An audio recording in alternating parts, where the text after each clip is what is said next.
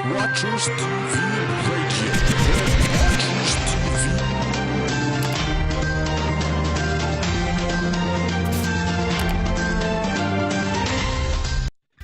Welcome to Netwatchers TV and Radio for another This Day in the News broadcast. Vaz wants firm global action on climate change.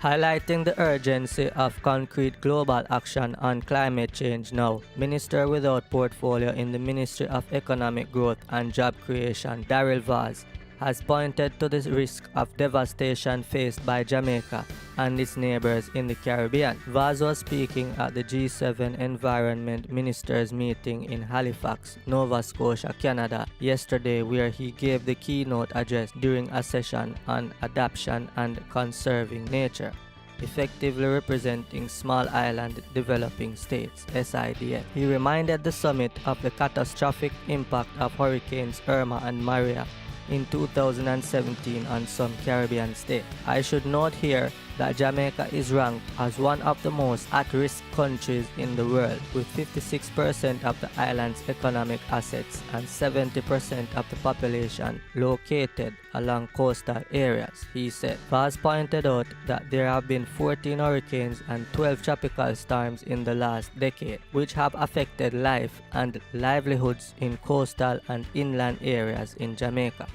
According to a World Bank study, sea level rise and storm surges, the impact of sea level rise and intensified storm surges in Latin America and the Caribbean will be the highest in Jamaica. He told the session that Jamaica's capacity for project implementation has improved in recent years, but acknowledged the need for greater focus in this area. A key bottleneck identified for the design and implementation of nature-based infrastructure is the lack of data related to ecological features that provide coastal protection, as well as the co-benefits provided by ecosystems associated to livelihoods such as fisheries or carbon sequestration, the minister said.